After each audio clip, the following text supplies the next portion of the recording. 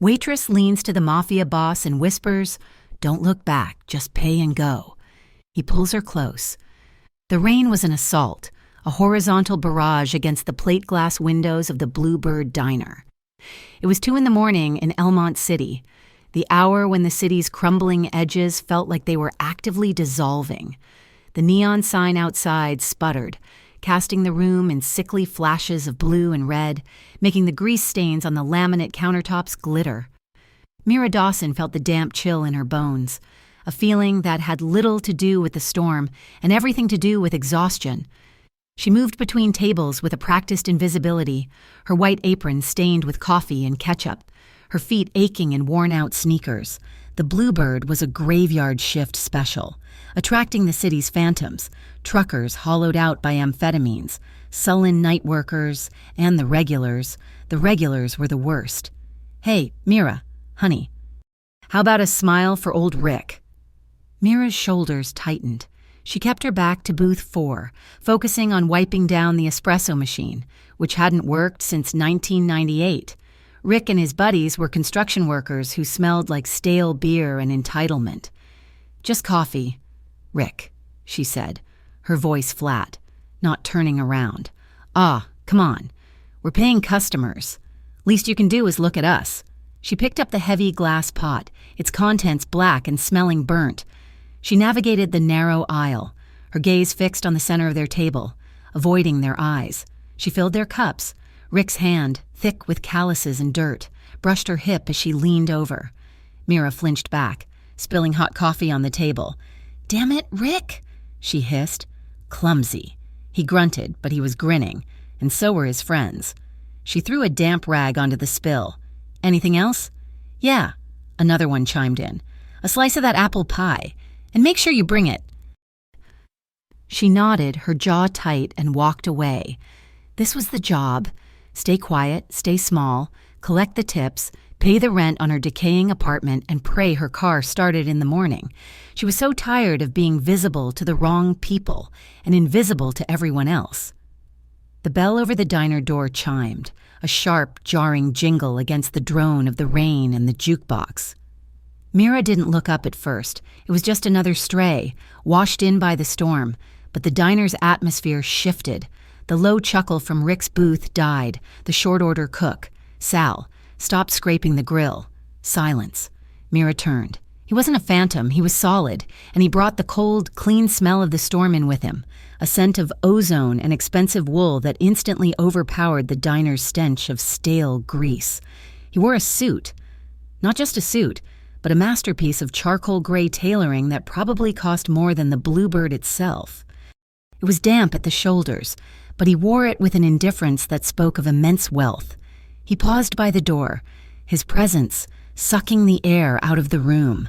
He wasn't handsome in the way movie stars were. His face was too harsh, carved from unforgiving material. A thin, white scar ran from the corner of his left eye to his hairline, and another, older and puckered, marked his jaw. But it was his eyes that held the room hostage. They were dark, piercing, and they didn't just look, they scanned.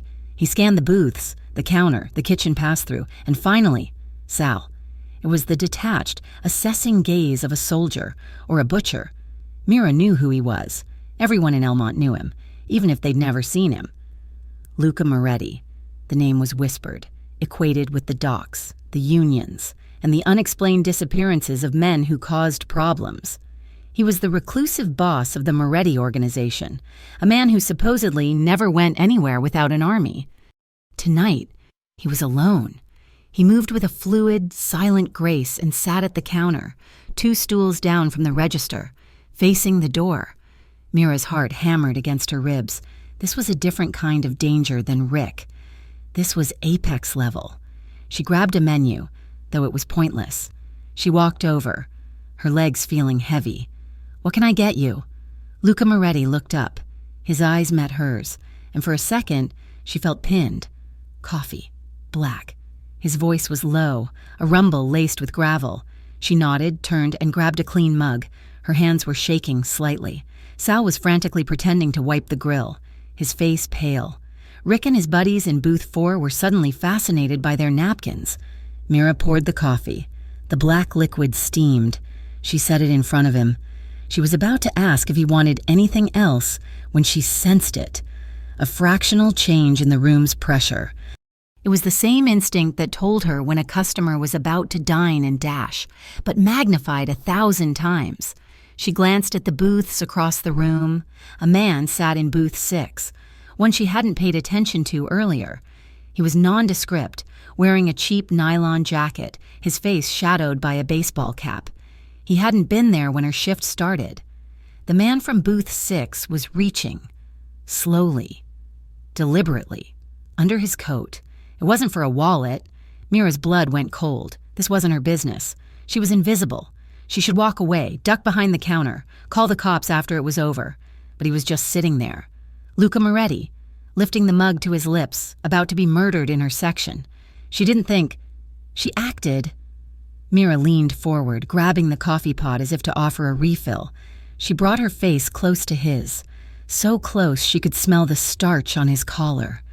"Don't look back," she whispered, her voice urgent and breathless.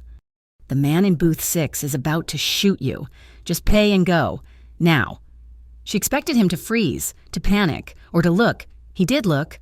He didn't turn his head, but his eyes cut sharply to the reflection in the dark window behind the counter. He saw the man in booth 6 pulling his hand out, the glint of dark metal. Mira braced for him to run. Instead, Luca Moretti moved with impossible speed. He didn't stand. He didn't flee. He reached out and grabbed her. His hand closed around her wrist, not with the slimy familiarity of Rick, but with the unyielding grip of a steel trap. He yanked her off her feet, pulling her bodily from behind the counter just as he stood. "Get down!" he roared. The first shot exploded through the diner. It wasn't a bang. It was a deafening crack that shattered the front window. Glass rained inward. Rick screamed, a high-pitched shriek. Luca didn't duck. He pulled Mira with him, using his body to shield hers as he shoved them both low, toward the end of the counter. Another shot. The bullet hit the steel siding of the counter where Mira had been standing an instant before, whining as it ricocheted. Mira was paralyzed by terror, her ears ringing. She was on the floor, tangled with this stranger, the smell of gunpowder and rain filling her lungs. Then Luca released her wrist. He was already moving. He had a gun. It seemed to have appeared from nowhere, a sleek black pistol held in a steady, two-handed grip. The shooter from booth 6 was advancing, his own weapon extended. Luca didn't hesitate. He fired twice. The sounds were sharp, controlled. Nothing like the wild spray of the first attacker. Pop, pop. The man in the nylon jacket stopped. His eyes went wide with surprise. He looked down at the 2 dark, spreading stains on his chest. He crumpled to the floor, his gun clattering onto the linoleum. Silence flooded the diner, thick and absolute, broken only by the sound of the rain and Rick whimpering in his booth. Sal was hiding in the kitchen. Mira stared at the dead man, her mind unable to process the velocity of what had just happened, from whisper to death in less than 10 seconds. Then Luca was hauling her up again. His grip on her arm was bruising. "We're leaving." "What?" "No, we have to call the police," Mira stammered, her legs refusing to obey. "They're already on their way, and we're not going to be here when they arrive." He didn't ask. He commanded. He pulled her toward the shattered front door, dragging her through the broken glass. "My bag, my coat," she protested weakly, stumbling. "Forget them." He pushed her out into the storm. The cold rain hit her face like a slap, shocking her system. A black sedan, immaculate and menacing, was idling at the curb, its headlights cutting through the downpour. The back door opened as they approached. "Boss, I heard shot," the driver said, his voice tense. "We had a problem. It's handled," Luca said, his voice lethally calm. He shoved Mira into the back seat, tumbling in after her. "Go! Now! Enzo!" The car peeled away from the curb, tires screaming on the wet asphalt, leaving the Bluebird Diner and its flashing neon sign behind. Mira huddled against the door, shaking so hard her teeth chattered. It was a combination of cold and pure, undiluted terror. She stared at the man beside her. His suit was soaked, his hair was plastered to his forehead, he was checking his gun, his movements economical and precise, before tucking it back into a holster under his arm. He looked at her, and his eyes were as cold as the storm outside. "Who the hell are you?" he asked. "I'm Mira. I worked back there." She stammered. "You pulled me into your car. You warned me." It wasn't a question. "He was going to kill you. And now you're a witness." He looked away from her, staring out the front window as the city lights blurred past. He tapped the partition. "Enzo, change of plans. We're not going to the warehouse. Go to the apartment on Sinclair." He turned back to Mira, his gaze pinning her to the plush leather seat. "We can't leave her behind now. She saw everything." The finality in his tone terrified her more than the gunfire had. She wasn't an employee. She wasn't a person. She was a witness. She was a loose end. And she was in a car with Luca Moretti. The safe house was a penthouse apartment that seemed to float above the storm. It was sterile, minimalist, and devoid of any personal touches. It smelled like new furniture and glass cleaner. Enzo, the driver, had stayed downstairs, a silent statue by the elevator. Luca had marched her inside, his hand firmly on her upper arm, and deposited her in the center of a vast living room. Now he interrogated her. He stood by the floor-to-ceiling windows, a dark silhouette against the lightning-streaked sky. "Start again," he commanded. "Who do you work for?" "I told you. Nobody," Mira said, her voice shaking. She rubbed her arms, trying to get warm. She was still in her thin waitress uniform, which was damp and smelled of burnt coffee. "I work for Sal. At the diner. That's it." Nobody just warns Luca Moretti out of the goodness of their heart. "Were you sent? Was it a test?" "A test. I was pouring your coffee. I saw a guy with a gun. I didn't want him to shoot you. Okay? I didn't want anyone to get shot. It's bad for tips." The words came out sharper than she intended, fueled by adrenaline and a rising, desperate anger. Luca studied her, his head tilted. He was silent for a long time, the only sound the drumming of the rain against the glass. He was weighing her words, analyzing her posture, searching for the lie. "You recognized me," he stated. "Yes. And you still warn me?" "Yes. Why? You knew who I am? You knew what I am." Mira finally met his gaze, her fear hardening into defiance. "I don't care what you are. I recognized him, too." Luca's expression didn't change, but a new stillness came over him. "Who was he?" "I don't know his name, but I know the type. I saw him watching you. I saw the way he reached. It was the look of a hunter who knows the deer is about to look up. I've seen it before. I didn't want to see it again." He absorbed this, his dark eyes never leaving her face. The lethal intensity that had surrounded him like an aura began to recede, replaced by something quieter, something curious. He seemed to come to a decision. "You can't go home," he said. "You can't keep me here. I can, and I will, until I know who sent that man. Your life is in danger. You were seen with me. They saw you warn me on the diner's security camera. I guarantee it. They will assume you are with me." "I am not with you. You are now." He gestured to a hallway. "There's a guest room and a bathroom. Find something to wear in the closet. Don't try to leave. Enzo is by the elevator and we are 30 floors up." He left her standing there, a ghost in a foreign, empty palace. Hours passed. Mira showered, the hot water doing little to stop her shaking. She found plain gray sweatpants and a black t-shirt in the guest room closet, clearly kept for emergencies, though not, she assumed, for waitresses abducted from diners. She sat on the edge of the bed, her mind racing. She was trapped. She had to get out. Her entire life, she had survived by running, by being invisible. She had run from her stepfather, run from her hometown, run from anyone who got too close. She could run from this.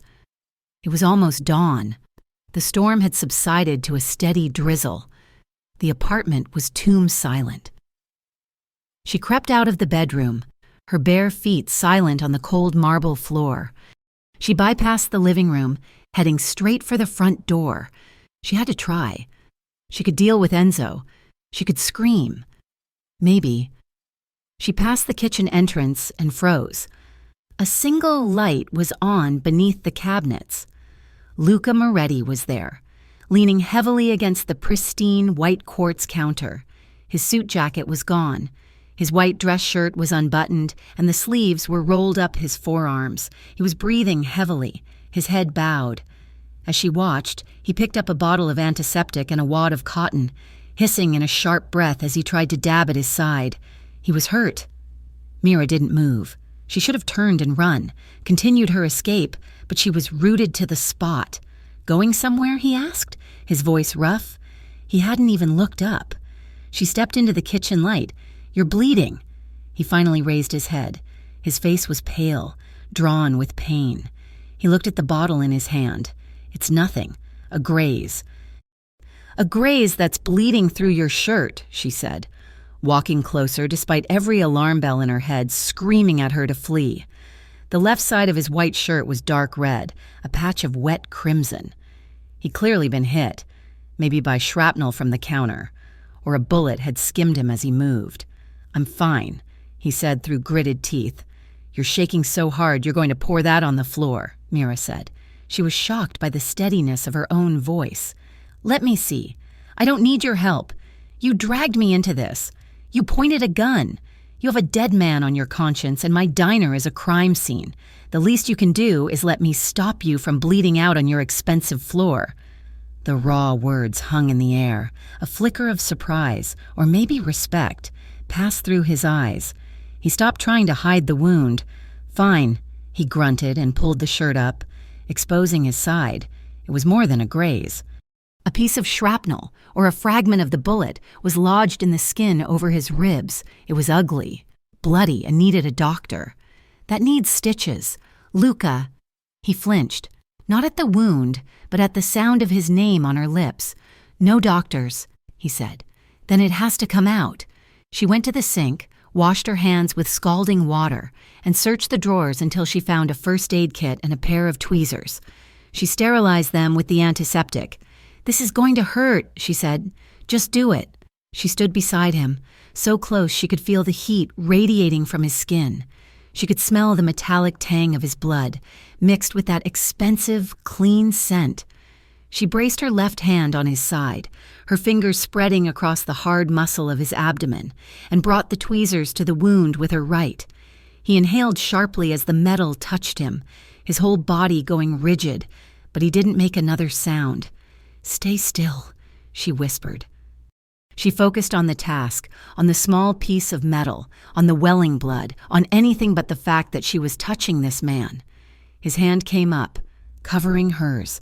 His palm was warm, his grip strong, his fingers wrapping around her own. It wasn't a grab like Rick's, or a controlling grip like the one he'd used in the car. It was just a hand, holding hers, steadying her as she worked. She got the fragment, pulling it free in one quick, clean motion. He exhaled, a ragged breath. Mira didn't move. Her hand was still on his side. His hand was still on hers. She looked up at him. He was already looking at her. The proximity was overwhelming. The silence of the apartment wrapped around them, charged and dangerous. His eyes were no longer cold. They were dark, intense, and focused entirely on her. He was seeing her, really seeing her for the first time. The waitress was gone. The witness was gone. There was just this woman, with steady hands and defiant eyes, touching the wound in his side. He didn't move. She didn't breathe. The tension was a physical thing. A line stretched taut between them. It was the spark before the fire, the hesitation before the fall. It was the unspoken recognition of two people who understood, in their bones, what it felt like to be hunted. Mira saw his gaze drop to her mouth, just for a fraction of a second. She pulled her hand away, breaking the contact. His hand fell from hers, lingering in the air for a moment before dropping to his side. "You're an idiot," she said, her voice surprisingly soft. "You need a doctor." "You'll do," he replied, his voice equally quiet. She grabbed a sterile pad and pressed it to the wound, taping it firmly in place. Her fingers brushed his skin, and this time, they both pretended not to notice. "It'll hold," she said, stepping back, kneading the space. Luca pulled his shirt down, his eyes never leaving her. The interrogation was over. The abduction felt, suddenly, like something else entirely. "Go to bed, Mira," he said. It wasn't in order. She nodded, turned, and walked out of the kitchen. Not running this time. She didn't try the front door again. She knew, with a sinking certainty, that she was exactly where he wanted her to be. By the next morning, the city was screaming. Mira woke up on a $10,000 mattress to the sound of a local news anchor butchering the details of her life. She had slept in the guest room, a sterile box of beige and gray, and had woken up feeling like she was still in a dream. She walked into the living room, drawn by the sound of the television. Luca was already there, dressed in a fresh black shirt and dark trousers. He stood by the window, a cup of coffee in hand, watching the broadcast with a detached calm. "Details are still emerging from the shooting at the Bluebird Diner in Elmont's industrial sector," the anchorwoman said, her voice bright with manufactured concern. "Police have confirmed one fatality, an unidentified male, and are seeking this woman for questioning." A grainy, black and white image filled the screen. It was from the diner's security camera, time-stamped at 2:13 in the morning.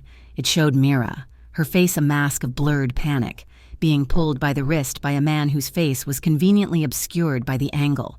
The waitress, identified by her employer as 24-year-old Myra Dawson, was seen leaving the scene with an unknown male, believed to be the target of the attack. Mira felt the blood drain from her face. Her name. They had said her name. "They put my name on television," she whispered, her voice hollow. "They were bound to," Luca said, not turning from the window. The news segment ended, replaced by a commercial for a local car dealership. "You have to let me go," she said, panic rising in her throat, sharp and acidic. "I can go to the police. I can tell them I was kidnapped. I can tell them—" "Tell them what?" He finally turned to face her. His eyes were hard. "That you were kidnapped by a man who just saved your life? That you watched me kill an assassin? The police in that district won't file the report. They'll hold you, and within an hour, the men who sent that shooter will know exactly where you are. You'll be dead before sunset." "So what?" she shot back, her fear making her reckless. "I'm just your prisoner now? You're just going to keep me in this glass box. I am keeping you alive. You don't know that. You don't know they're after me. They want you." "You warned me, Mira," he said, his voice dropping, cutting through her panic. "In their world, there are no concerned citizens. There are only allies and enemies. You picked a side the moment you whispered in my ear. They think you're mine now." "I'm not yours." The words hung in the sterile air. Luca's expression didn't flicker. He simply held her gaze, his silence more powerful than her shouting. She knew he was right. The sick feeling in her stomach confirmed it. Her old life, the one she had painstakingly built from scraps, the one defined by bad tips and greasy aprons, was gone.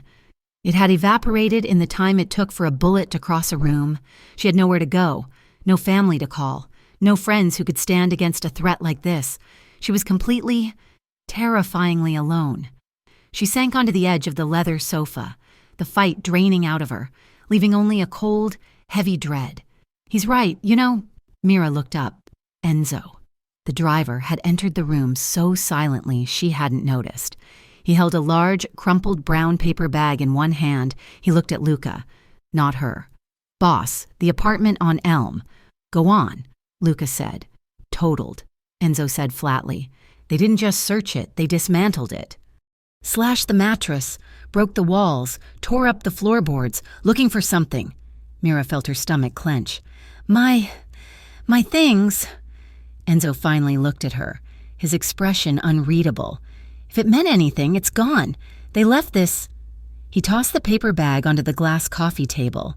Mira stared at it. It was one of the takeout bags from the Bluebird. "What is it?" she asked, her voice trembling. "A message," Luca said. She reached out with a shaking hand and opened the bag. Inside, nestled on the waxy paper, was a dead bluebird. Its neck was twisted at an unnatural angle. Tucked under its wing was a single, scorched photograph. It was a picture of her, taken years ago, A high school yearbook photo she didn't even know existed. Her mother must have kept it. Her mother, who was dead. This must have been in the box of keepsakes she kept under her bed. Scrawled across her smiling, younger face in thick red marker was a simple, brutal message. You chose the wrong side. The breath left Mira's body in a painful rush. It wasn't just her apartment. It wasn't just her job. They had taken her past. They had taken the last physical remnants of her mother and defiled them. A sound tore from her throat, a ragged sob that was more animal than human. She collapsed forward, her body finally succumbing to the terror and the loss. The carefully constructed walls she had built around herself, the ones that let her handle men like Rick, the ones that kept her invisible and safe, they all crumbled at once.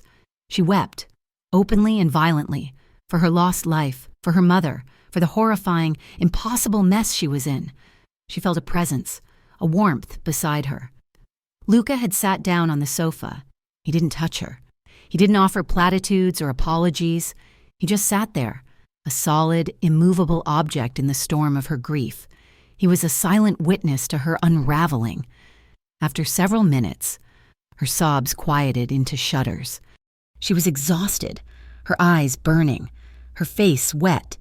She finally wiped her nose on the sleeve of the t-shirt he had given her. "They destroyed everything," she whispered. "They're material things," he said, his voice quiet. "It's all I had." She looked up at him, her defenses gone, leaving only raw, desperate honesty. "Why are you really helping me? Why am I here? I'm a problem. You could have left me in the diner. You could have dropped me on a street corner. Why bring me here?" Luca was silent for a long time, his gaze fixed on the dead bird on the table. "Because," he said, his voice low, "I know what it is to be in a room full of people and be completely alone. I know what it's like to be watched by everyone, but protected by no one." He turned his head, and his dark eyes met hers. The coldness was gone, replaced by that same raw, unsettling recognition she'd seen in the kitchen. "You weren't supposed to see me, and I wasn't supposed to see you, but we did." His answer settled over her, not a comfort, but a truth. He hadn't saved her out of kindness. He had saved her out of recognition. In that diner, two solitary, hunted things had crossed paths. They began to build a strange, suffocating routine. The penthouse was a fortress, and Mira was its only prisoner. Enzo was a constant, silent presence by the door. Luca would disappear for hours, sometimes a whole day, returning in the dead of night, smelling of the cold air and something metallic she chose not to identify. But when he was there, they talked. At first, it was just questions. He would ask her about the diner, about the regulars, about the supply routes, about who owned what building in that forgotten part of town. She was sharp, her memory for details honed by years of needing to know which customer was a threat and which alley was a safe shortcut. He listened, really listened, absorbing her street-level intel. He, in turn, spoke of loyalty, of the crushing weight of a name he never asked for, of a life built on codes that left no room for error. They were two people from different worlds, speaking the same language of loneliness. The tension between them was a constant thrum beneath the surface, a low-grade hum that grew louder every day. It was there in the way his eyes lingered on her when she paced the living room, or the way she found herself watching his hands, the same hands that had been so steady with a gun, as he signed paperwork at the dining table. One evening, nearly a week after the shooting, he returned to the apartment and found her staring out the window, watching the city lights glitter below like a carpet of broken glass. "You're a target," he said, his voice startling her. She turned. He was standing in the archway, his jacket off, his tie loosened. "I know," she said, "and you have no idea how to protect yourself. I've been protecting myself my whole life." "By running, by being invisible," he countered, walking toward her. "That's over. You can't run from this. You can't hide. So you have to learn to fight." He gestured for her to follow him. He led her to a room she hadn't entered, a study lined with dark wood shelves. He unlocked a tall, steel cabinet, revealing a collection of firearms, all meticulously cleaned and arranged. Mira's blood ran cold. "No, I hate guns. A gun is a tool. Mira, you can hate it, but you will learn to use it." He took out a sleek, black semi-automatic pistol, smaller than the one he carried. He checked the chamber. His movements practiced. "This is a Sig Sauer P365. It's light, minimal recoil, easy to conceal. It's yours." He held it out to her. "Grip first." She stared at it, repulsed. "I can't."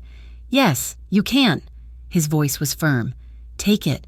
Her hand trembled as she reached out, her fingers closing around the textured grip. It was heavy, far heavier than she expected, and cold. I don't want this," she whispered. "No one ever wants it. You take it because you have to." He spent the next hour with her. There was no firing range, just the quiet, echoing study. He taught her the mechanics first, how to stand, how to hold it, how to breathe.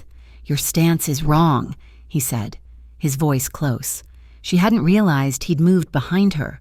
"You're off balance." He put his hands on her waist, turning her hips slightly.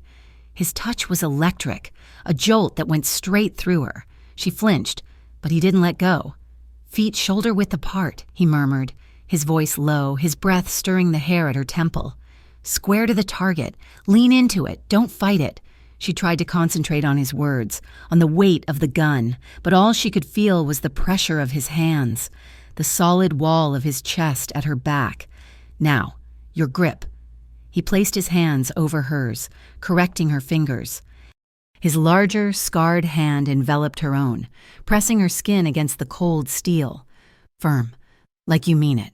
Both hands. Your support hand isn't just along for the ride." He guided her arms up, extending them. "Don't lock your elbows. Sight down the barrel, align the front post with the rear notch. Focus on the front sight, make the target blurry." She tried to breathe, but her lungs felt tight. His hands were still on hers, his body pressed against her back, a living shield. She could feel the steady, slow rhythm of his heart, a stark contrast to the frantic hammering in her own chest.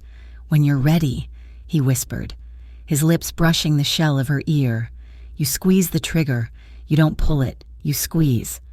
Slowly. Until it surprises you." She stood there, frozen, her finger on the trigger of an empty gun, held in place by a killer, and felt a dangerous, terrifying warmth spread through her. It was the most intimate she had felt with anyone in years. He stepped back. The cold air of the room rushed in to fill the space he'd occupied. "Do it again," he commanded. She raised the gun, her arms shaking, but her stance was better. Her grip was firmer. She was learning. That night, sleep was impossible. The lesson with the gun had rewired something inside her, leaving her nerves exposed and humming. The gun itself was now in the drawer of her nightstand, a cold, heavy reminder of her new reality. She closed her eyes and saw the diner, the flash of the muzzle, the man in the nylon jacket crumpling. It mixed with older, darker memories, a heavy hand, the smell of whiskey, a locked door, her stepfather. She woke up with a gasp, sitting bolt upright in the dark, her heart pounding, the gray sweatpants sticking to her skin. She couldn't stay in that room. She slipped out, padding silently through the dark apartment. She found him where she knew he would be. In the living room, standing in the exact same spot as that morning, staring down at the city lights. He was just a silhouette, a brooding shape against the glass. He was dressed, as if he hadn't even tried to sleep. She didn't say anything. She walked over and stood beside him, a few feet away, mirroring his posture, staring at the endless, indifferent city. The silence stretched, but it wasn't hostile. It was shared. The quiet understanding of two people who didn't sleep well. "Nightmare?" he asked finally, his voice a low rumble. "Yes." "The diner?" "And before," she admitted. He nodded, a sharp, single movement. He understood. She looked at him, at his harsh profile outlined by the city glow. The scar by his eye seemed deeper in the shadows. He was a man made of secrets and violence, the very thing she had spent her life running from. And yet, he was the only person on earth who knew she was alive. "Thank you," she said, the words barely audible. "For the lesson." I'm still terrified, but thank you." He turned his head, his gaze meeting hers in the darkness. He looked at her for a long time, his eyes searching her face, seeing the lingering fear, the exhaustion, the cracks in her armor. "You're a terrible liar, Mira," he said, his voice soft. "What?" "You're not terrified," he said. "You're angry, and anger is better. Anger you can use." He took a step closer. The small space between them vanished. He was so close she could feel the warmth from his body, see the faint reflection of the skyline in his dark eyes. "You shouldn't be here," he whispered, as if talking to himself. "You're the one who brought me here," she whispered back, her voice trembling. "I know." He lifted a hand, slowly, as if not wanting to startle her. His fingers, rough and calloused, brushed a strand of hair from her cheek. His touch was feather-light, a stark contrast to the strength she knew he possessed. She didn't pull away. She leaned into it, just slightly, a desperate, unconscious plea for contact. His eyes dropped to her mouth, and then he leaned in. His lips met hers. It was not a gentle kiss. It was slow, and it was uncertain, but it was underpinned by a raw, desperate energy. It was a kiss of two people who lived on a knife's edge. His lips were firm, tasting faintly of coffee and something uniquely him. He didn't deepen it. He just pressed. A question, a statement. Mira's eyes fluttered shut. Her hand came up, not to push him away, but to steady herself, her fingers gripping his shirt. She kissed him back, a mirror of his own desperation, a release of the tension that had been coiling inside her for days. It was the kiss of a survivor, not a lover. It was a confirmation that she was still alive. He was the first to break it. He pulled back, his breathing uneven. He looked stunned, as if he'd surprised himself. A dark, conflicted shadow crossed his face. He was the boss. She was the witness. This was a line he knew he shouldn't have crossed. He stepped back, putting distance between them. Mira lingered where she was, her lips tingling, her body thrumming. She had wanted him to pull her closer. They stood in the dark, the unbridgeable gap now filled with something new and far more dangerous than loneliness. "Go to bed, Mira," he said again, his voice rough. This time, she went. Neither of them slept well. The next day, the dynamic had shifted. The air was thick with the unspoken, to break it. Mira needed a distraction. She found him in his study. Piles of ledgers and papers spread across the desk. "I'm going insane in here. Luca, I need to do something, anything. I can't just pace the living room anymore." He looked up, his expression guarded. "What do you suggest?" "I don't know. Let me help." She gestured to the papers. "What is all this?" "Business. Let me look. You said yourself. I'm good with details." He hesitated, then pushed a thin ledger toward her. "Shipping manifests? We're tracking a discrepancy. 2 of our containers arrived light from the port." She sat down and began to read. She wasn't just looking at the numbers. She was looking at the names, the companies, the docking times. She cross-referenced them with a stack of invoices. After an hour, she pointed to a line item. This one, O'Malley Imports, the docking time is listed as 0300, but on this invoice, the payment to the dock workers union wasn't processed until 0530. Why would they pay them 2.5 hours late, unless the truck wasn't there to be loaded? Luca stopped what he was doing and looked at her notes. "And this name," she said, tapping another sheet. "The receiving manager, T. McRae. He used to drink at the Bluebird, always paid in cash, always tipped 50%, even on a $2 coffee. He wore a watch that was worth more than my car. He's skimming." Luca stared at her, a slow, dangerous smile touching the corners of his mouth. It wasn't a smile of humor, it was a smile of appreciation. "You're sharp, Mira," he said, picking up his phone. He dialed a number. "Enzo, I need you to find a man named T. McRae. Works at O'Malley Imports. Bring him to me." He hung up and looked at her. The dangerous energy was back, but this time, she was part of it. She'd stepped over a line. "You're good at this," he said. "I'm good at noticing things that are out of place," she said, her heart beating a little faster. "It's how I survived." Just be careful, Luca said, his expression turning serious, the warmth from their kiss completely gone, replaced by the boss. You're in my world now. You're not just noticing things. You're pulling threads.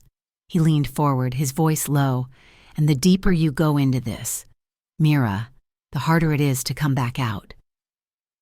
The underworld of Elmont City had begun to whisper. In the week following the T.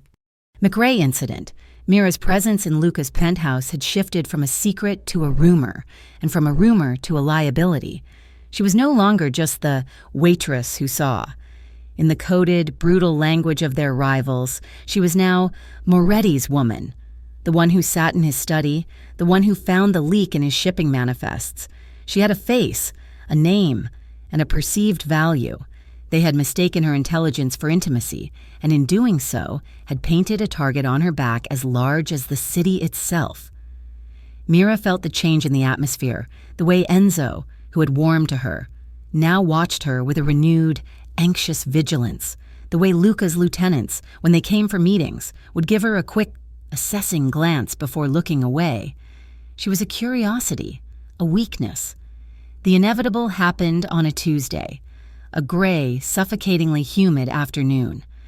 Luca was in his study, Mira across from him, quietly reconciling accounts from a front operation, a linen supply company. She was good at it. She found the small discrepancies that everyone else missed, the 10% here, the padded invoice there. Enzo burst into the room, not bothering to knock. His face was ashen. "Boss, it's Leo." Luca was on his feet in an instant, the calm, calculating man gone, replaced by a predator. "What?" "The Finnegans. They grabbed him. He was doing a pickup from the bakery. His usual route. They just sent this." Enzo held out his phone. Mira, standing just behind Luca, saw the image. Leo, the youngest of Luca's men, barely 20, was tied to a chair in what looked like a warehouse. His face was a swollen, bloody mess. One eye closed completely. Below the image was a simple text, Dock 12. "Midnight. Come get your boy. Alone." The air crackled. Mira could feel the violence radiating from Luca, a cold, dark energy that sucked the warmth from the room. "Get Vinny and Marco," Luca said, his voice terrifyingly quiet. "Full gear. We move in 30 minutes. "Boss, they said alone," Enzo said. "They can say whatever they want." "Luca, wait," Mira said, her voice sharp. Both men turned to look at her, surprised she had spoken. "It's a trap," she said, stating the obvious, but needing to say it. "You know it's a trap. They don't want Leo. They want you. They're using him as bait because they think I'm your weakness. They're testing you." "She's right, boss," Enzo said quietly. "And what?" Luca shot back, his eyes flashing. "I let them kill him? He's one of mine. He's a kid. I don't leave my men, ever." "So you'll just walk in? That's what they're counting on," Mira pleaded, stepping toward him. "There has to be another way, a plan, not just this." "This is the plan," Luca said, his voice final. He was already walking to the steel cabinet, the one where he kept the weapons. He looked at her, his expression unyielding. "Stay here. Lock the door. Do not open it for anyone but me. Enzo stays with you." "That is an order. Mira?" She watched him check his pistol, slam a new clip into place, and slide it into his holster. He and Enzo shared a look, a silent, grim understanding. "Vinny and Marco will be at the perimeter," Luca said to Enzo. "We go in quiet, but if it gets loud, you know the protocol." "Boss," Enzo nodded. Luca walked out without a backward glance. The heavy apartment door clicked shut, the sound of the high-tech lock engaging echoing in the sudden silence. Mira was left staring at the door, her heart hammering against her ribs with a sickening, heavy dread. He was walking into a slaughter. For 2 hours, she paced the living room, a caged animal. Enzo stood by the elevator bank, arms crossed, his face a mask of stone. "He's not coming back, is he?" Mira whispered, finally stopping, her back to the window. Enzo's gaze softened for just a second. "The boss is tough. He's been in worse. He's walking in blind. Enzo, they're expecting him. They're waiting. Vinny and Marco are the best. They'll have his back. It's not enough." Mira's mind was racing. Her waitress brain, the part of her that managed chaos, kicking into high gear. She remembered the nights at the Bluebird, managing 3 different tables, ordering at once. The cook screaming, the delivery truck blocking the alley, and Rick trying to grab her. She knew how to find the weak point in a system. She knew these streets. Dock 12. She'd taken deliveries there, back when she had a second job hauling crates for a catering company. She knew the layout. "I have to go," she said. Enzo blocked her path as she moved toward the door. "Absolutely not. The boss gave me a direct order. You stay? And you just stand here while he dies? He's walking in the front door, just like they asked. They'll have a sniper on the roof. They'll have men waiting in every shadow. He won't make it 10 feet. It's not your fight, Mira. He made it my fight when he pulled me into his car. He made it my fight when they destroyed my apartment, and he made it my fight when he put a gun in my hand." She was shouting, her voice cracking with fear and fury. "I cannot let you leave," Enzo said, when his voice pained, but firm. "Then you'll have to shoot me," she said, and her voice was so cold, so steady, it gave him pause. She didn't try to get past him. She turned and ran, not to the door, but to the kitchen, to the pantry. Enzo, startled, ran after her. "Mira, stop!" She grabbed a heavy cast-iron skillet from the rack. "I'm sorry, Enzo." He was bigger, stronger, but he was also trying not to hurt her. She was not operating under the same restraint. She faked a swing at his head, and as he raised his arms to block, she kneed him hard in the groin. Enzo doubled over with a grunt. The air punched out of him. It wouldn't hold him for long. She didn't run for the front door. He was blocking it. She ran for the service corridor, the one the maintenance staff used. She wrenched the door open, darted into the concrete stairwell, and slammed the heavy fire door behind her. She didn't wait for the service elevator. She ran down 30 flights of stairs, her legs burning, her lungs screaming, fueled by pure, unadulterated adrenaline. She burst out into the loading dock, terrifying a janitor, and hit the street. She flagged the first cab she saw, shoving a handful of cash from the emergency stash Luca kept in the guest room into the driver's hand. "Dock 12, and drive like the city's on fire." The docks were a maze of shipping containers and darkened warehouses, skeletal cranes looming against the bruised purple sky. The air smelled of salt, diesel, and dead fish. Her cab driver dropped her 2 blocks away, wanting no part of the deserted, ominous landscape. Mira moved through the shadows, her sneakers silent on the wet pavement. She cut through an alley she remembered, a shortcut between warehouses. She could see Dock 12 now, a massive corrugated steel building at the end of a long pier. She saw them. Luca's black sedan, parked in the shadows. 2 other men, Vinny and Marco, dressed in dark gear, slipping along the side of the building. And she saw Luca, alone, walking slowly, deliberately, toward the massive bay door at the front. It was exactly as she'd pictured, a perfect, fatal setup. And then she saw what they hadn't. On the roof of the adjacent warehouse, a silo. She caught a flicker of movement, a man, prone, setting up a rifle, a sniper. "No," she whispered, her blood turning to ice. They were walking him right into a kill box. She didn't scream. She didn't run toward him. She looked around, her mind racing, processing, waitress knowledge, exits and timing. She knew this building. The catering company had used a side entrance, a small, unsecured door for kitchen deliveries, right off the north side alley. The Finnegans would have the front and back covered, but a small side door? Unlikely. She moved, staying low, her heart in her throat. She found the alley, she found the door. It was locked, but with a simple padlock. She looked around, found a rusted piece of rebar, and with a strength she didn't know she possessed, she slammed it against the lock. It took 3 tries, the sound echoing sickeningly, but the old metal finally gave way. She slipped inside. The warehouse was vast and dark, filled with the smell of sawdust and mold. Far in the distance, she saw a single, harsh light. She moved toward it, weaving between towering shelves of lumber. She saw them.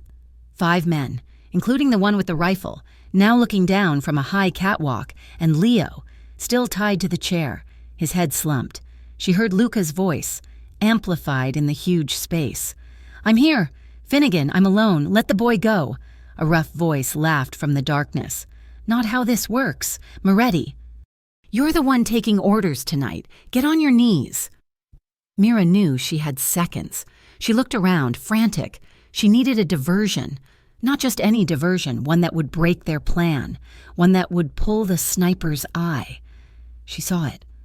On the wall, not 50 feet from her, a large red metal box, a fire alarm, timing. She waited. She heard Luca refuse to kneel.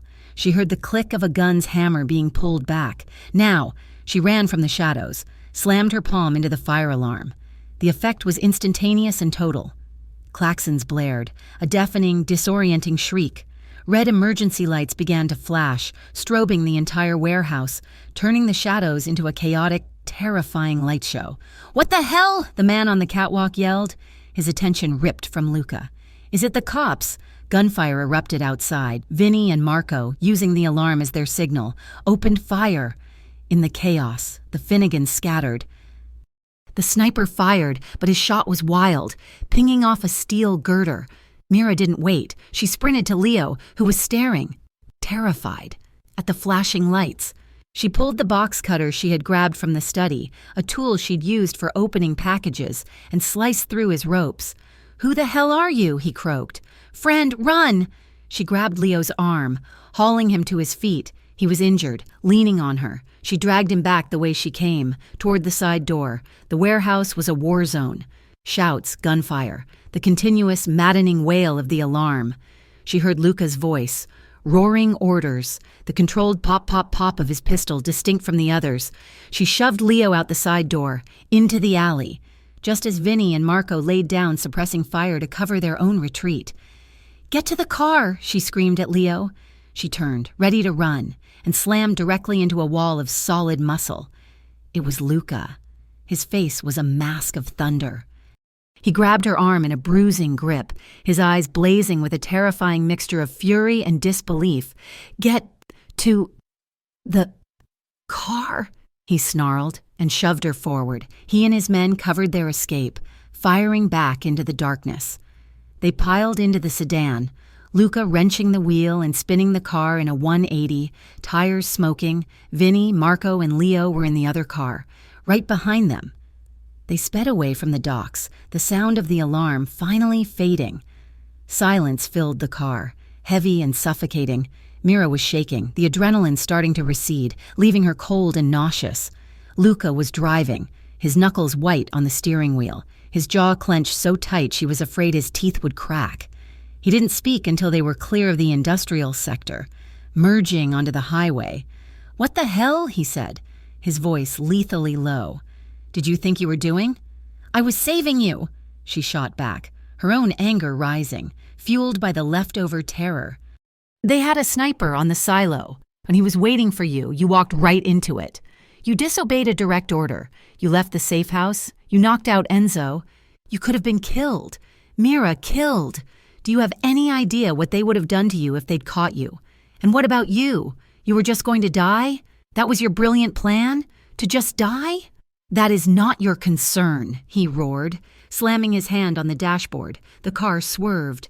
"Your concern is to stay where I put you, where I know you are safe. I am not a doll, Luca. I am not a package you put in a closet. I am not your property," she screamed, the words tearing out of her.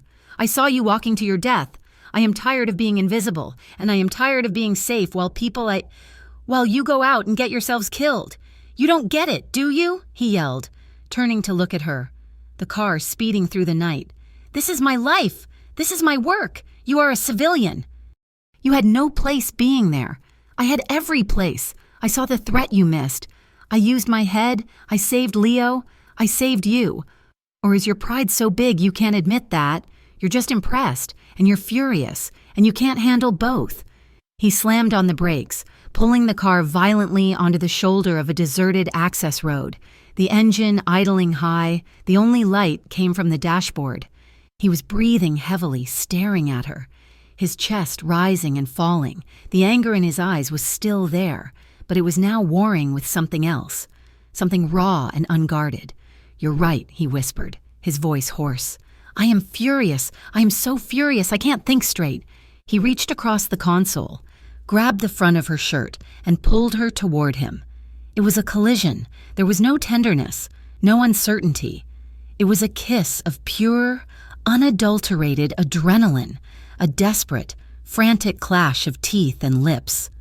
It was the aftermath of the battle, the raw confirmation that they were both still alive.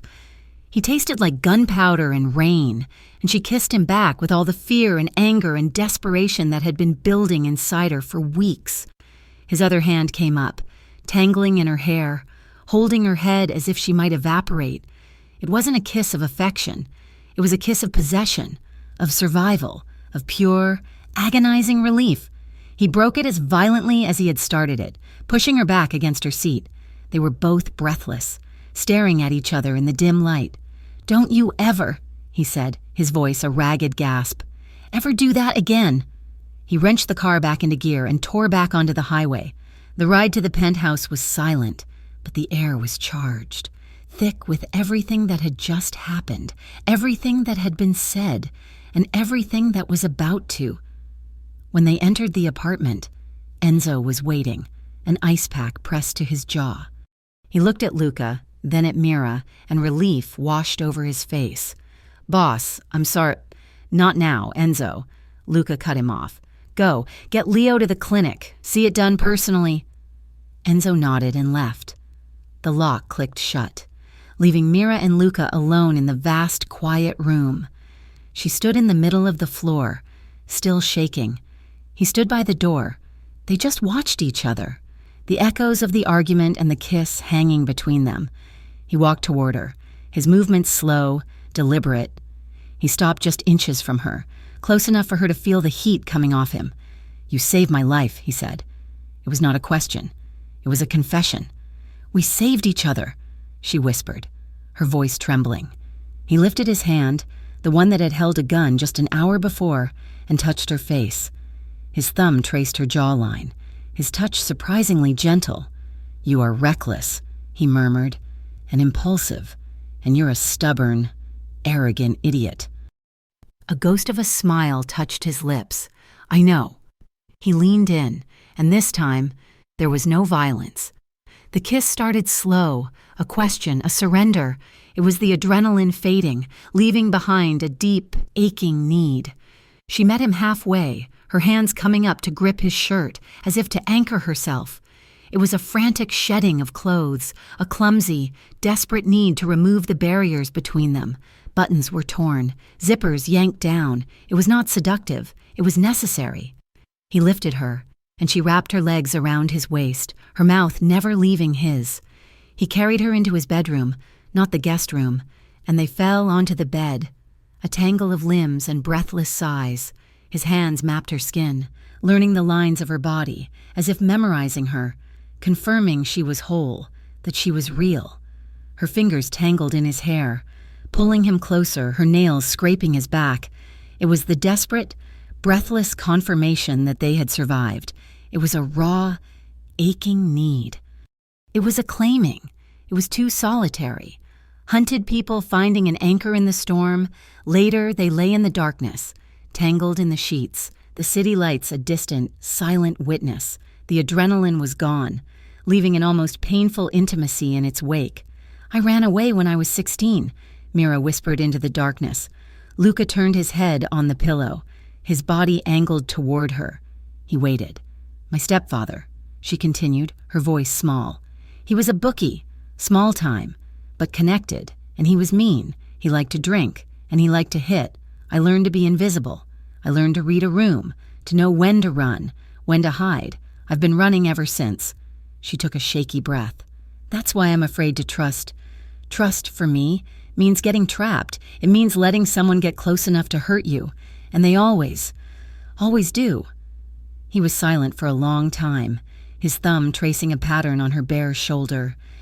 "My father died when I was 19, he said, his voice a low rumble. "I was in college. I was studying architecture. I wanted to build things." He gave a short, bitter laugh. "He died, and all of this. It became mine overnight, the name, the responsibility, the enemies." He turned, propping himself up on his elbow to look down at her in the dim light. His eyes were dark, filled with an ancient exhaustion. "I never wanted this life, Mira. I'm not a good man. I do things. I have done things that you should run from." He paused, his gaze intense. "But the people I have, they are mine. I kill to keep what I love safe." She looked up at him, seeing the man behind the boss for the first time. She reached up, her fingers tracing the scar by his eye. "Maybe we're not so different," she said. He leaned down, kissing her softly. A kiss of trust, not passion. They were no longer a boss and a witness. They were two survivors. A new normal began. They were a couple. In all the strange, intense ways their life allowed, Mira was no longer a prisoner. She was a partner. She worked with him in the study, her insights proving invaluable. The tension was still there, but it was different. A shared bond rather than a threat. Several days later, Luca was gone, meeting with his capos across town. Mira was in the study, organizing old files, trying to make sense of 75 years of Moretti family business. She pulled down a heavy, dust-covered box labeled Old Family Files. She sat on the floor, flipping through faded photographs. A young Luca, maybe 17, standing next to his father, looking just as grim and serious as he did now. Pictures of men in old-fashioned suits, christenings, funerals. Then she froze.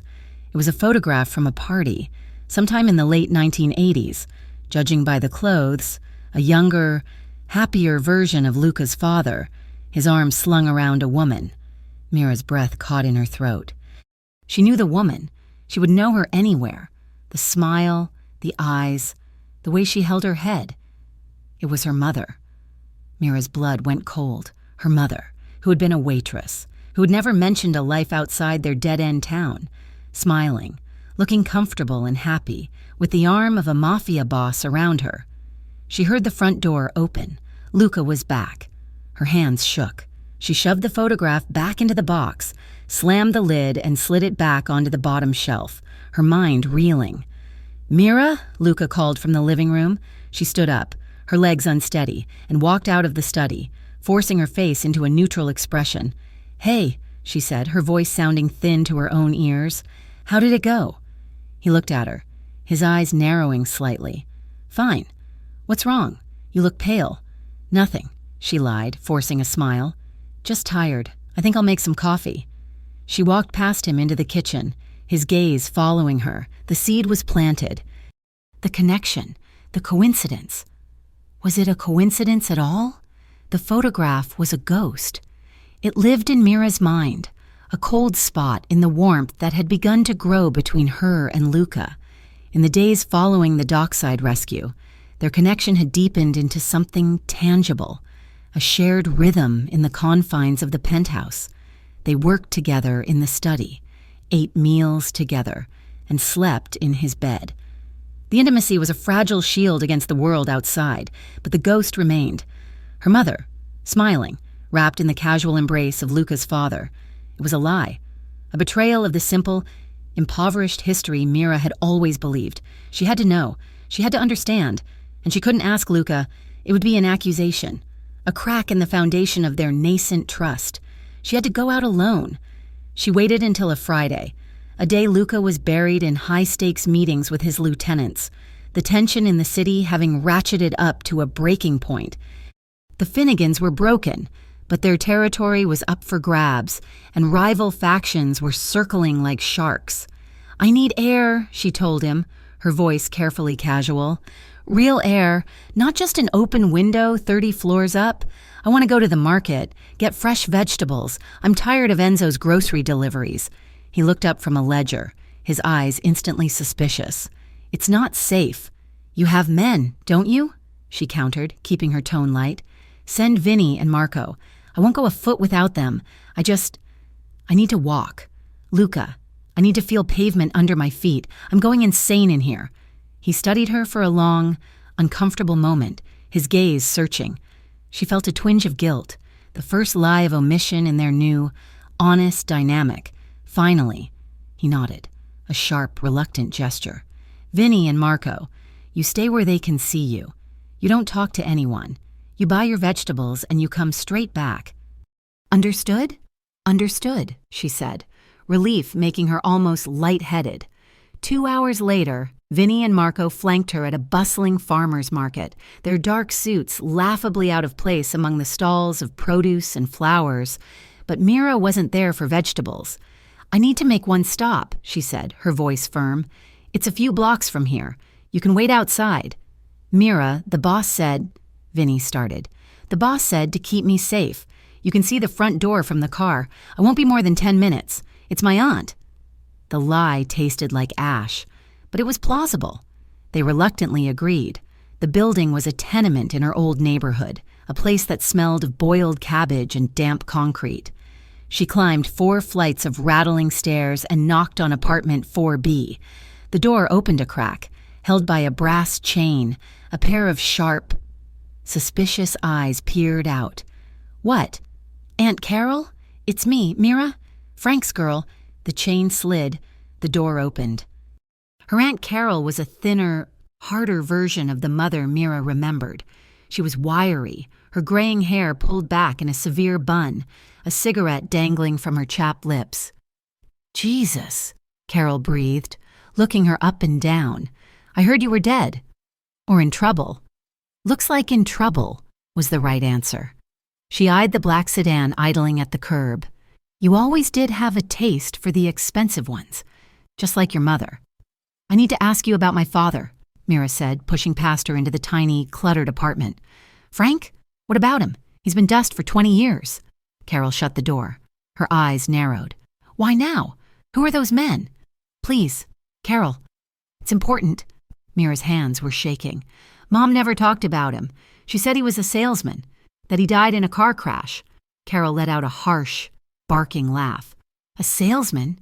That's rich. Your mother was good at polishing rocks and calling them jewels.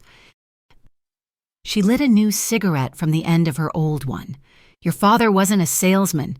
Honey, he was a courier, an earner, for the Moretti family. Mira's blood went cold. She sank onto a vinyl-covered stool. What? Oh, yeah, big time. For a while. He ran numbers, moved money, back when old man Moretti, Luca's father, was just starting to consolidate power. Frank Dawson was his right-hand man. Smart, fast, and ambitious. Too ambitious, as it turned out. What happened to him? Mira whispered. What always happens? Carol shrugged, blowing smoke toward the ceiling. He got greedy. He thought he was smarter than the old man. Started skimming. A lot. But you don't steal from Antonio Moretti. There was no car crash. Mira, your father disappeared one night. They found his car by the quarry a week later. They never found him.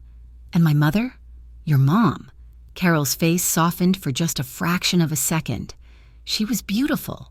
She met Frank, got dazzled by the money, the cars. She was at their parties, on their boats. She nodded, as if confirming it to herself. That's probably where you saw the picture. She was Antonio Moretti's girl for a minute, before Frank swept her off her feet. When Frank vanished, she ran. She was pregnant with you. She ran as far as she could, changed her name, and scrubbed her whole life. She was terrified they'd come for you, that they'd see you as Frank's legacy.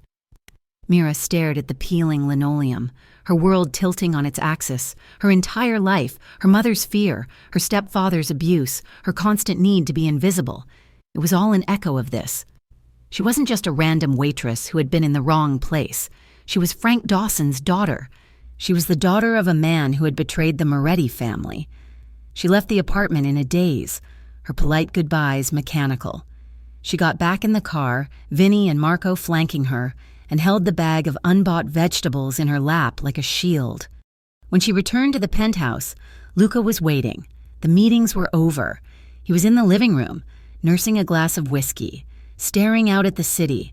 The tension from his day was a palpable thing, a low hum in the air. You were gone a long time, he said, his voice flat. The market was crowded.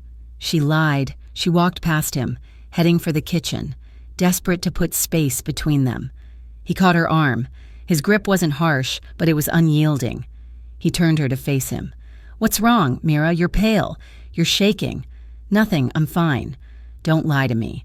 His voice was low. dangerous. I get enough lies from my enemies. I won't have them from you. I saw your face when you walked in. You look like you've seen a ghost. What happened? I told you. I'm fine, she snapped, yanking her arm free. It was just seeing my old neighborhood. It brought things up. I don't want to talk about it.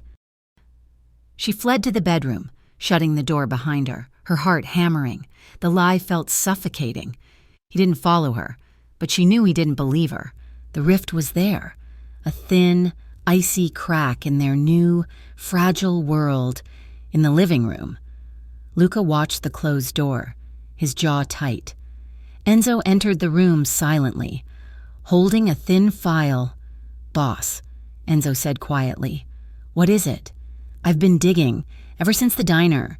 Something about her being there felt off. I've been running her name, her mother's name. It took a while, but I found the link." Enzo opened the file. Inside was a single, black and white booking photo of a man with slick, dark hair and arrogant eyes. "Frank Dawson," Enzo said. "Mira's father. He was a high-level earner for your father. Back in the day, a real star, until he got caught with his hand in the vault. He vanished in 1999.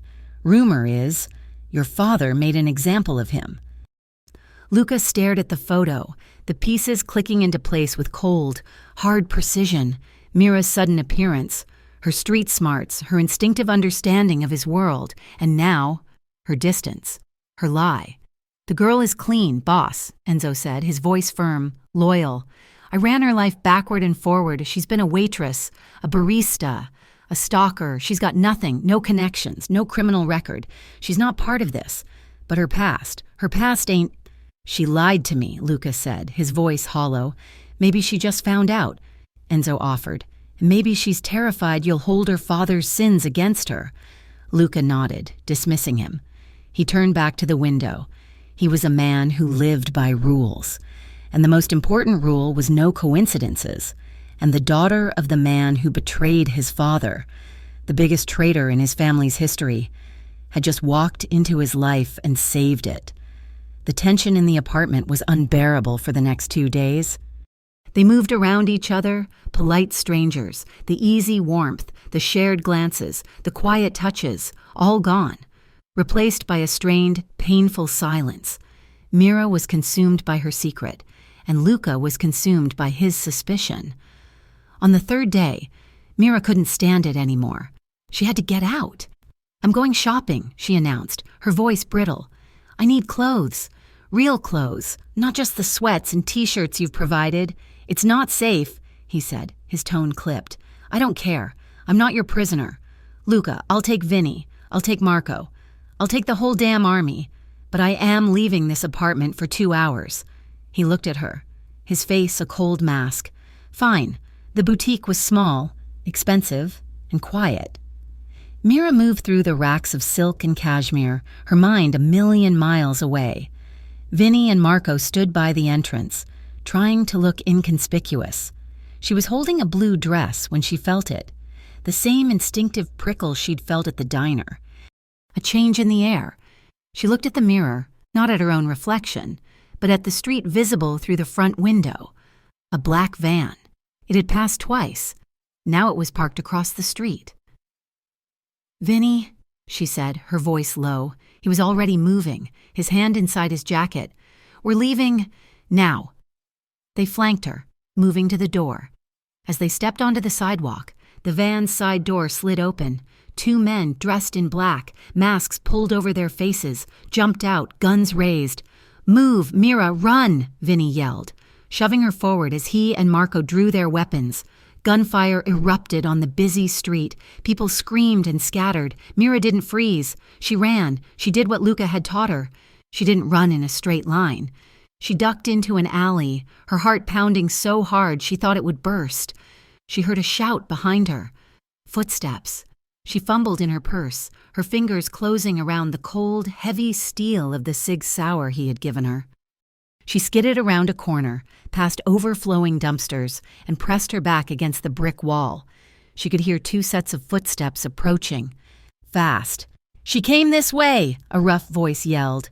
She ripped the gun from her purse, her hands shaking so badly she almost dropped it. Stance, grip, Breathe. Focus on the front sight. A man rounded the corner.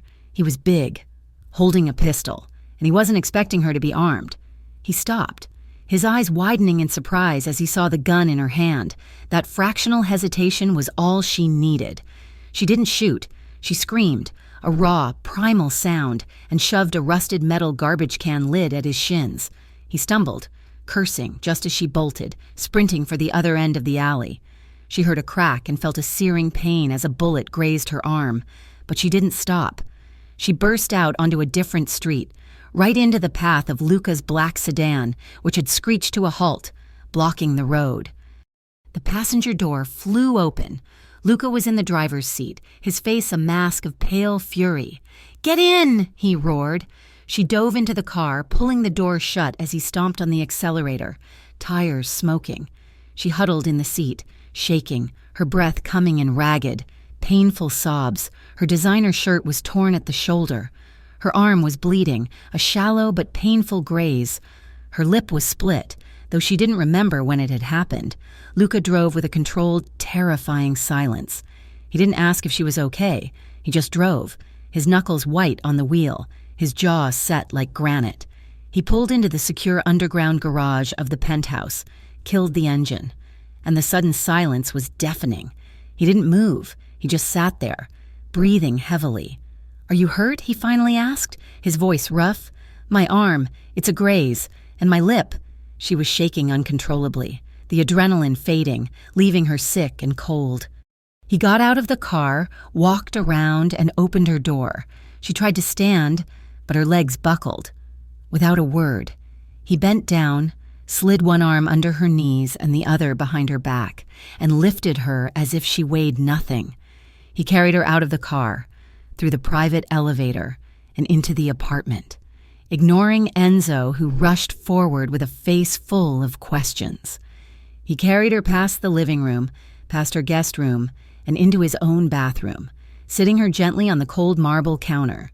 He retrieved the first aid kit, his movements economical and precise. He didn't speak. The silence was louder than the gunshots. He took a sterile wipe and began to clean the shallow furrow on her arm. His touch was firm, yet incredibly gentle. Mira watched his dark, bent head, his complete focus on the task. He worked with a surgeon's concentration, cleaning the wound, applying antiseptic that made her hiss in pain, and covering it with a clean, white bandage. Then, he moved to her face. He tilted her chin up with his fingers, his expression unreadable. He took a fresh wipe and dabbed at the blood on her split lip. His thumb brushed her cheek, and his touch was so tender, so full of a fierce, protective care that it broke her. All the terror, all the lies, all the secrets, all the fear of the last 2 weeks, it all came rushing up. A strangled sob tore from her throat. The tears came, hot and unstoppable. She finally broke down, not from the bullets, but from the tenderness. Luca's arms came around her, pulling her off the counter and against his chest. He held her tightly, his hand cradling the back of her head, pressing her face into his shirt. He just held her, absorbing the force of her sobs. His large, warm body a solid anchor in her spinning world. "Shh," he murmured, his voice a low rumble against her ear. "You're safe. I've got you. You're safe." He held her for a long time, until her weeping subsided into exhausted shudders. He tilted her face up to his. His eyes were dark, blazing with a cold, protective fury that made her shiver. "Listen to me, Mira," he said, his voice a raw promise. "No one will touch you again. Not while I breathe. I will burn this city to the ground before I let anyone lay a hand on you. You are mine. Do you understand?"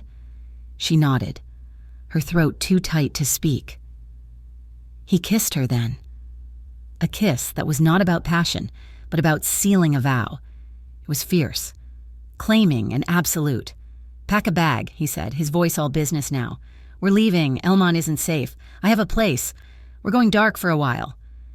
They drove for 3 hours, north, away from the city, deep into the mountains. They didn't talk. Mira just watched the dense pine trees blur past, the trauma of the day leaving her numb. The cabin was not a cabin. It was a fortress made of glass and dark wood, built into the side of a mountain, overlooking a vast, empty lake. It was beautiful, isolated, and completely secure. For the first time in what felt like a lifetime, they were completely, utterly alone. No Enzo, no Vinny, no phone calls, no ledgers. The first day was quiet. They moved around each other, the silence of the woods amplifying the unspoken tension between them, but the violence of the city was gone. Here. There was only the sound of the wind, the cry of a hawk, the crackle of the fire Luca built in the massive stone fireplace. That night, Mira found him in the kitchen. He was cooking. Actually cooking, sautéing onions and garlic, a bottle of red wine open on the counter. She stood in the doorway and just watched him, the mafia boss, the killer, wearing a simple gray sweater, his sleeves pushed up, focused on making a sauce. He looked up, and the hardness was gone from his eyes. He just looked tired. "Hungry?" he asked. She nodded. "Can I help?" "You can chop the basil." They worked in silence, a comfortable domestic rhythm. He moved with an easy, practiced grace. She chopped, her bandaged arm aching slightly. They ate at a simple wooden table, the fire crackling behind them. "You cook," she said, surprised. "My mother taught me. Before." He didn't need to elaborate later. They sat on a thick rug in front of the fire, sharing a blanket, nursing glasses of wine. The peace was so profound it was almost disorienting. It was a pocket of impossible. Stolen time. "This is nice," she whispered, staring into the flames. "It's quiet," he agreed. The quiet gave her the courage, the peace gave her the strength. She couldn't hold the lie anymore. She couldn't live with the ghost between them. Not here, not in this place. She turned to face him, pulling the blanket tighter around her. "I lied to you. Luca?" His body stiffened beside her, but he didn't look at her. He kept his gaze on the fire. "I know." "You know?" "I know who your father was. Mira. I've known for 2 days." Her breath caught. "I only just found out. The day I went to the market, I went to see my aunt. She told me. My father, he stole from yours. He betrayed your family." She waited, her heart pounding, for the inevitable explosion, for the coldness to return, for him to accuse her, to see her as a plant, a liar, the daughter of his enemy. Luca was silent for a full minute, the only sound the popping of the logs. Finally, he turned his head, his dark eyes meeting hers in the firelight. The suspicion was gone, replaced by a deep, heavy sadness. "My father," he said, his voice low, "was a hard man. He built an empire, and he didn't let anyone threaten it. What your father did, it was the one sin he would not forgive. So I'm the daughter of your enemy," she whispered, tears welling in her eyes. "Is that what I am to you? A coincidence? A problem?" He reached out, his hand covering hers, his thumb rubbing the back of her hand. "You are the woman who warned me in a diner when you should have run," he said, his voice rough. "You are the woman who pulled shrapnel out of my side. You are the woman who disobeyed my every order to save my life. I don't give a damn who your father was." He shifted, turning his whole body to face her. "When you first showed up, I thought it was a setup, a trap, but I've watched you. You are not your father. You are not his sin. You are mine." He looked down at their joined hands, then back up at her, a strange, fatalistic look in his eyes. "Maybe we were always meant to cross paths," he said. "Maybe this was never a coincidence at all. Maybe it was just inevitable." The peace of the cabin lasted for 4 days. 4 days of quiet mornings, of cooking in the kitchen, of nights spent tangled in front of the fireplace, rebuilding a trust that was decades fractured by their bloodlines. It was a pocket of impossible, stolen time, and Mira was just beginning to believe it was real. Then the sound of a heavy engine echoed up the mountain. It was Enzo. He didn't drive up to the house. He parked a 1/4 mile down and walked, a sign that he was coming with bad news. Luca met him on the deck, a dark silhouette against the bright morning. Mira watched from the glass door, her stomach clenching. She saw Enzo speak, his face grim. She saw Luca's body go rigid, his hands clenching into fists at his sides. He didn't shout, he didn't move, he just stopped. He turned, his face a mask of cold, white stone. and walked back inside. "What is it?" Mira asked, already knowing. "Luca, what happened?" "Pack your bag," he said, his voice devoid of all emotion. "What happened?" she insisted. Grabbing his arm, he looked at her, and his eyes were hollow.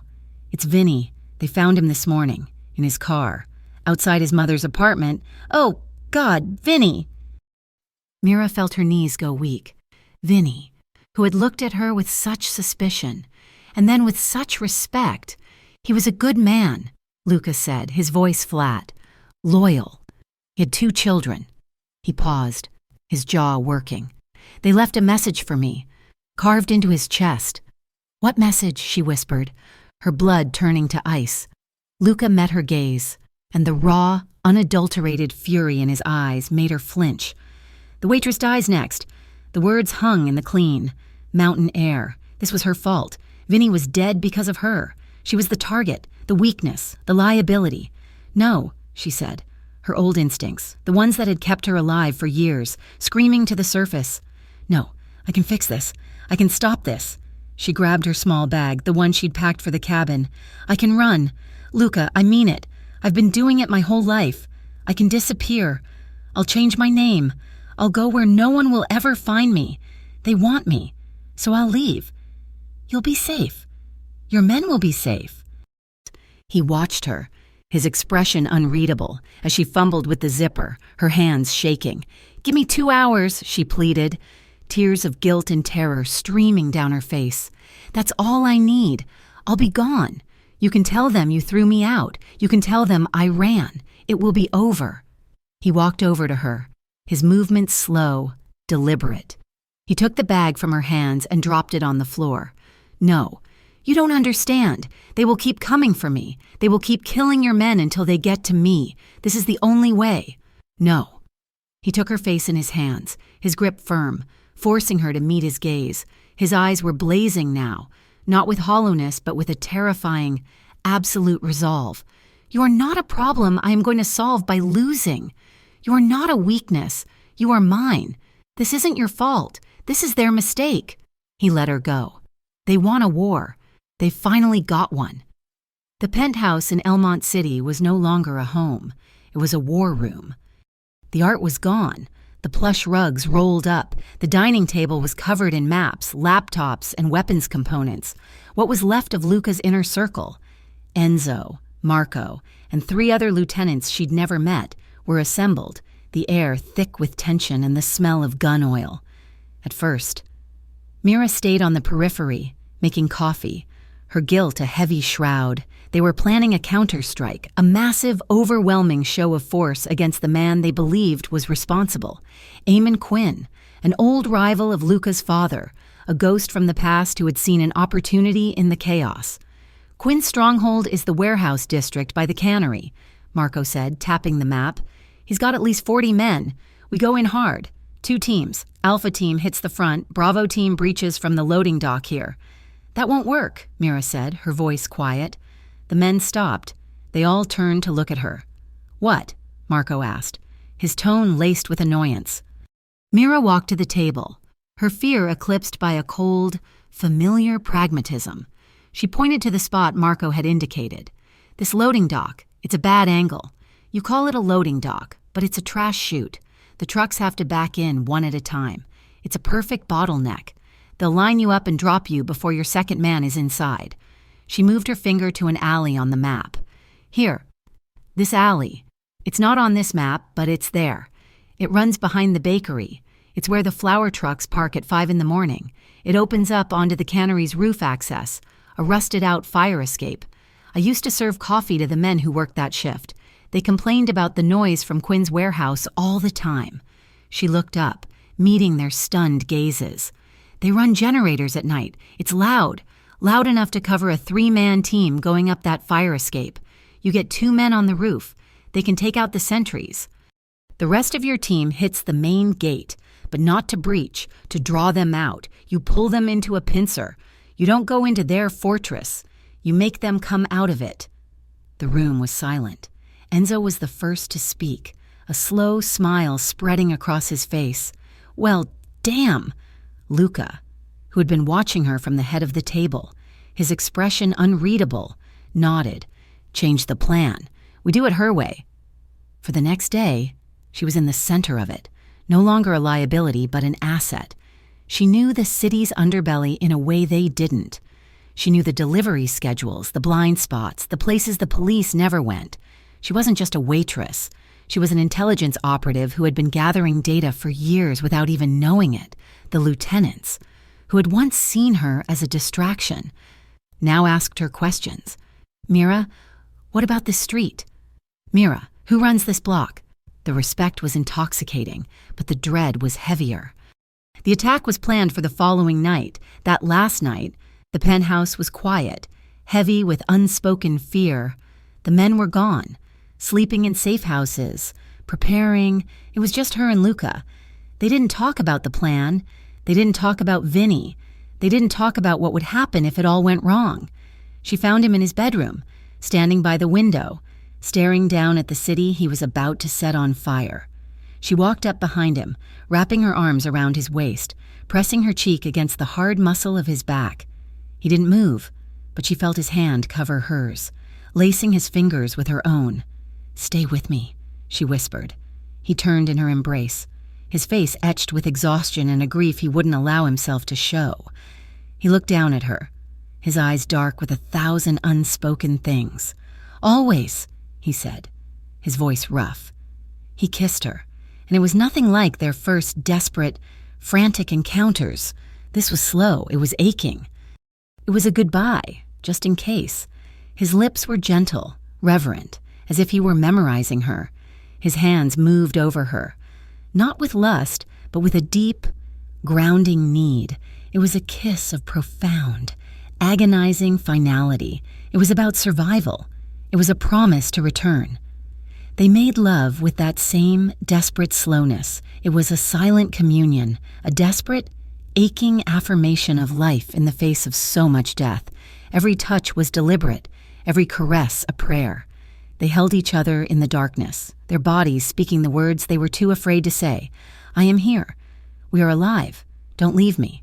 Afterward, as they lay tangled in the sheets, his breathing finally deep and even. She slipped out of bed.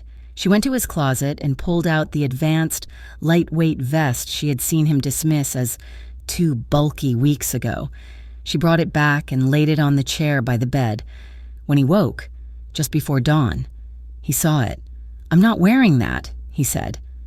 "Yes, you are," she replied, her voice leaving no room for argument. She sat up, the sheet pooling around her waist. "I'm not stupid, Luca. I know what you're walking into. I'm not asking. Humor me." He stared at her, at the iron in her spine, the fear in her eyes, and he finally nodded. "Fine. But it's not for me. It's for you." The attack was supposed to happen at midnight. At 10, the world exploded. They didn't wait. Quinn didn't wait. He struck first, at the heart, at the penthouse. A concussive blast blew the reinforced front door off its hinges, sending it skidding across the marble floor. Mira screamed as she was thrown from the sofa.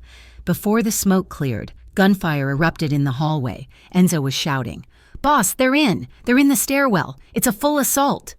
Luca was already moving, shoving Mira behind him, his pistol in his hand. He was wearing the vest. "Get to the panic room," he roared, firing 2 controlled shots into the smoke-filled hallway. "I'm not leaving you! Go!" Men in black tactical gear poured into the living room, their weapons flashing. Enzo and Marco, who had been in the kitchen, opened up, creating a deadly crossfire. It was chaos. The noise was deafening, the air thick with smoke and the smell of cordite. Luca was a whirlwind of controlled violence, a blur of motion, shielding Mira with his own body as he pushed her toward the study, where the panic room was hidden. A massive shape burst through the smoke, tackling Luca, sending them both crashing over the glass coffee table. "Luca!" Mira screamed. Another man grabbed her from behind, his arm like a steel band around her throat, a gun pressed to her temple. "Got her!" the man yelled. Luca looked up, his face bloody from the glass. As he fought the man on top of him, he saw her. He saw the gun at her head. His face went white. "Don't!" he yelled. "Drop it, Moretti!"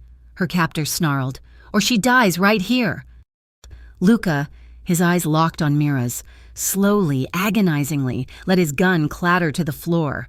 "No, Luca, don't," she sobbed. Enzo screamed. "Boss, it's a trap." The man holding her began to drag her backward toward the shattered elevator. "We're leaving, and you're going to let us—" Mira was dragged into the elevator, her eyes locked with Luca's. She was terrified, but she was also furious. She was not bait. She was not a victim. As the elevator doors began to slide shut, she saw her hand. It was bleeding, sliced open by a shard of glass from the table. Blood dripped onto the pristine white marble floor. It wasn't a lot, but it was enough. As the door closed, cutting off her view of Luca's horrified face, she pressed her bloody hand to the wall, and with her thumb, she smeared the print, a single, downward drag. It was a sign she and Sal had used at the diner when a customer was a threat. It meant 86. It meant danger. It meant no. But to Luca, it would look like something else. She smeared it toward the window, toward the east, toward the derelict warehouse district. It was a desperate, primal, "Go here."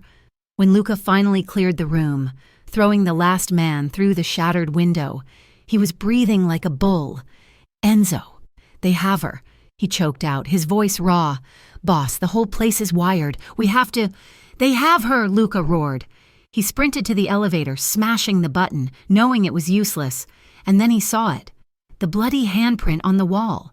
Smeared. His mind flashed, not to the diner, but to the map she had corrected, the alley, the roof, the warehouse district, derelict row. "Quinn," he hissed, the name tasting like poison. He knew. He knew where she was. The warehouse was a skeleton, a collapsing brick monolith by the polluted river. Eamon Quinn, a man with a face like a dried apple, smiled as Luca was brought in, disarmed, his hands bound.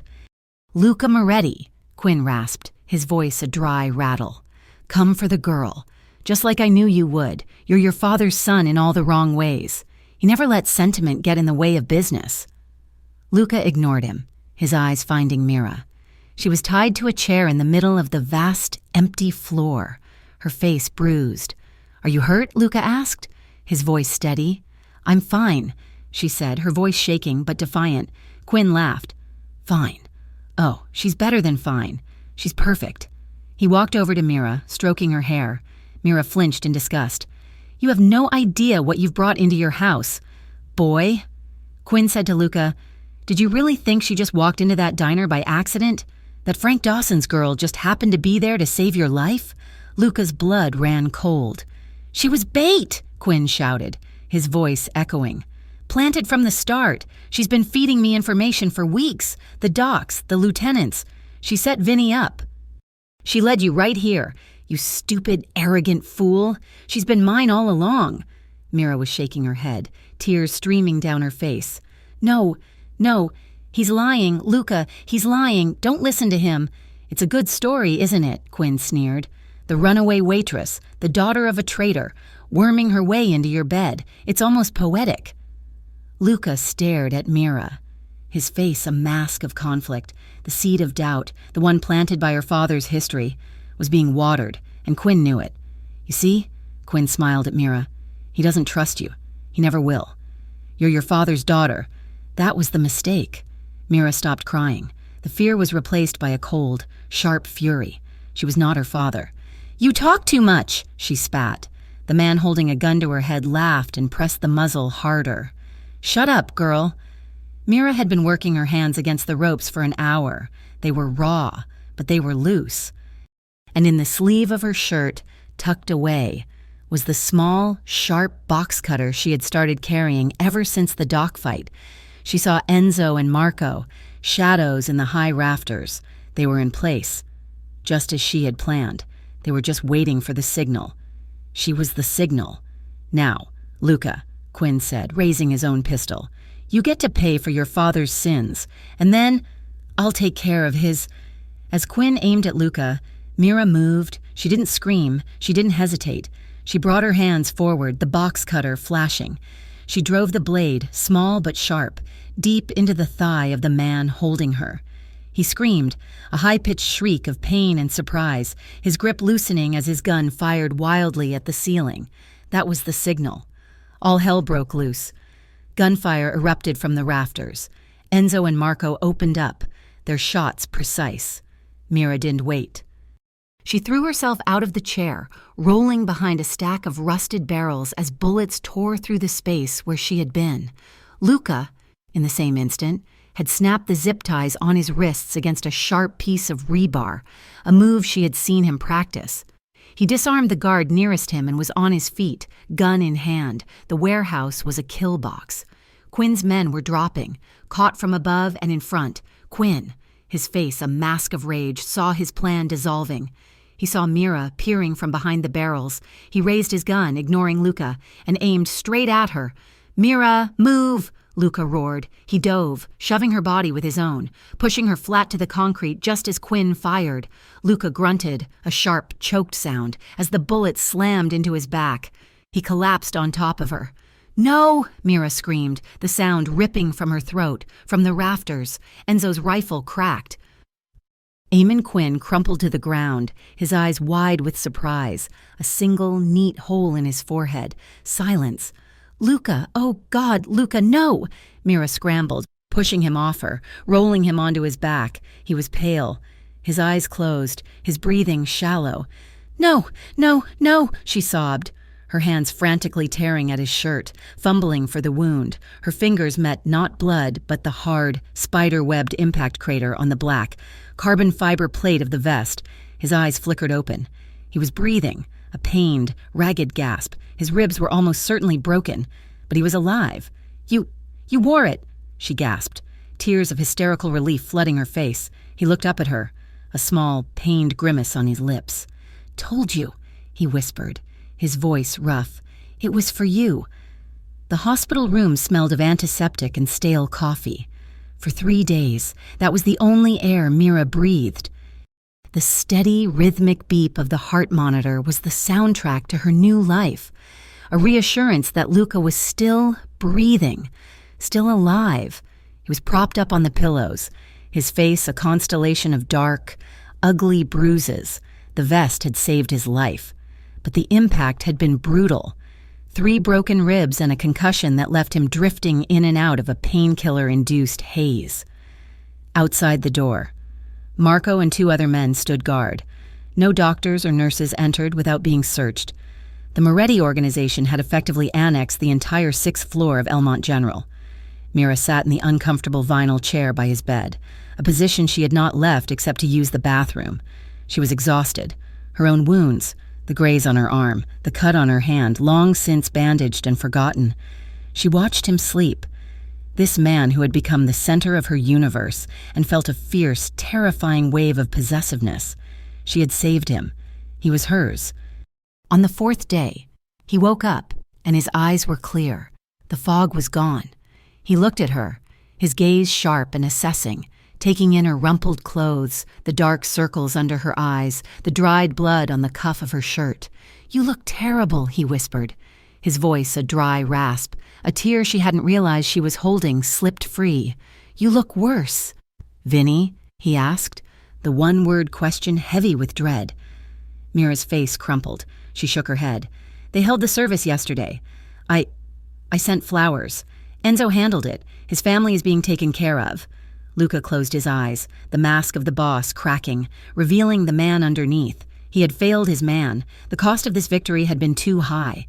The silence in the room was heavy, filled with the ghost of a good man who had died for them. "Quinn?" he finally asked.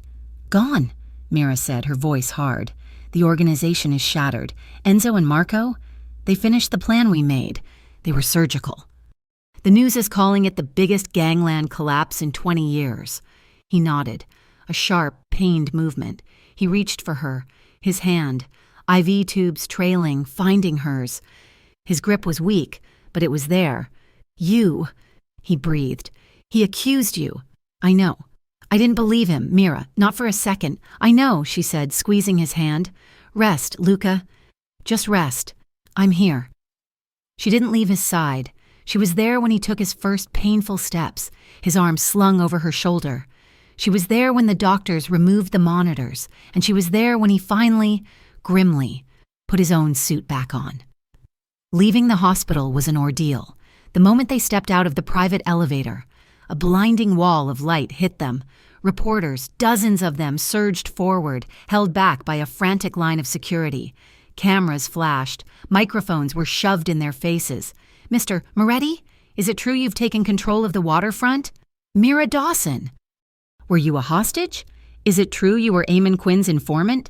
What is your relationship with Mr. Moretti?" Mira froze. The sound of physical assault. She felt Luca's arm go around her waist, pulling her protectively into his side. He was walking with a cane, his ribs tightly bound, but he moved with a cold, intimidating authority. Marco and Enzo formed a wedge, pushing them toward the waiting sedan. One reporter, a woman with a sharp face, broke through, shoving a microphone at Mira. "Miss Dawson, you're the daughter of Frank Dawson, a known traitor. Were you getting revenge? Did you help kill Eamon Quinn?" Mira stopped. The chaos seemed to fade. She turned, her eyes finding the red light of the camera. She was tired of being a ghost. She was tired of being Frank Dawson's daughter. She looked directly into the lens, her voice clear, cutting through the noise. "I did what anyone would do to save the man I love." The crowd fell silent for a single, stunned heartbeat. Luca's grip on her waist tightened, and he guided her into the car. The door slammed shut, cocooning them in silence as the driver pulled away, leaving the screaming press behind. Mira stared at her hands, shaking in her lap. She had said it, out loud, to the world. Luca didn't speak until they were back in the penthouse. The broken windows had been replaced, the shattered furniture cleared, but the apartment felt like a tomb. It was the place they had almost died. He walked to the bar, ignoring the whiskey, and poured 2 glasses of water. He handed one to her. "What you said," he began, his voice rough. "I meant it," she said, not looking at him. "I know." He sat on the sofa, the cane resting against his knee, and motioned for her to sit.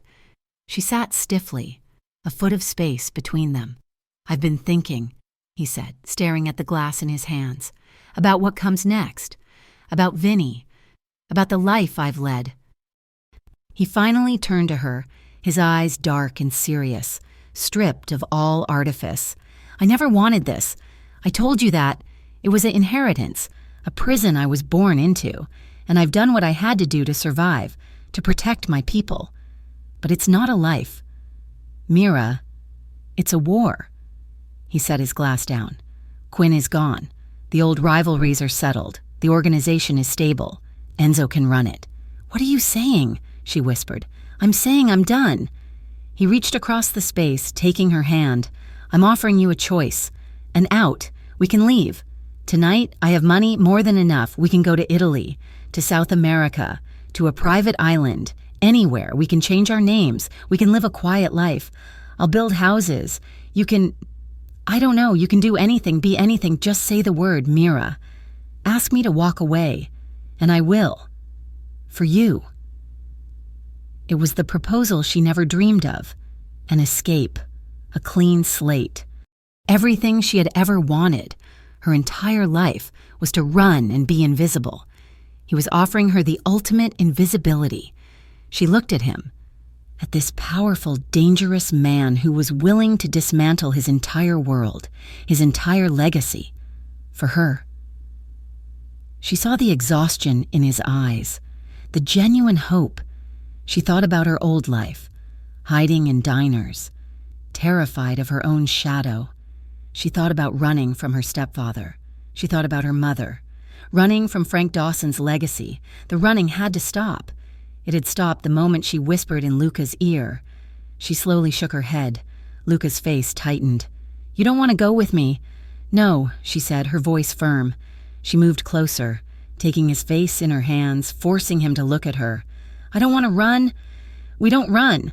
Luca, not anymore. I spent my whole life running. You spent your whole life trapped. Running is just another kind of prison." "Then what?" he asked, his voice raw. "We don't run," she said, her eyes blazing with the same fire he'd seen in the warehouse. "We don't hide. We change the game." The sign on the frosted glass door was simple. The Elmont Foundation for Community Recovery. It opened 6 months later, on paper. It was a nonprofit, founded with a massive anonymous donation, dedicated to helping the victims of gang violence. It provided relocation services, paid medical bills, and offered scholarships to children who had lost parents. In reality, it was the new face of the Moretti organization. Mira sat at a large, modern desk in a bright corner office. She was on the phone, her voice calm and authoritative. "Yes, Mrs. Alvarez, I understand," Mira said. "The hospital is harassing you about the bill. Don't worry about it. It's been handled." She made a note, then buzzed her intercom. "Enzo, I need you to have a conversation with the billing department at Elmont General. They're being difficult." Enzo, in a sharp suit, looking more like a COO than a driver, nodded. "Consider it done, boss." Mira was the face of the foundation, the compassionate, brilliant director who could move mountains. She used the Moretti network not for drugs or guns, but for logistics, for influence, for moving families to safe houses in the dead of night, for convincing landlords to break leases, for ensuring justice was served in ways the police never could. Luca didn't have an office there. His work was elsewhere. He was systematically legitimizing his assets. The shipping companies were now just shipping companies. The unions were focused on contracts, not kickbacks. He was turning an empire of crime into an empire of influence, all flowing through the charity that Mira ran. It was a perfect, sustainable gray area. They were laundering the organization itself.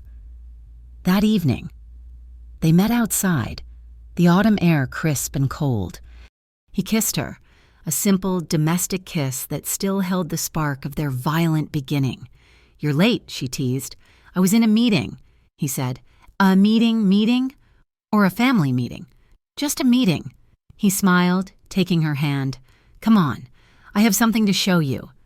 He drove them not to the penthouse, but to the industrial sector, to the street that had started it all. The Bluebird Diner was dark. The sputtering neon sign was dead. A large, faded "For Sale" sign was taped in the window, which was still boarded up. "What are we doing here, Luca?" she asked, a knot forming in her stomach. This place was a graveyard, full of ghosts. He didn't answer. He produced a key, unlocked the front door, and pushed it open.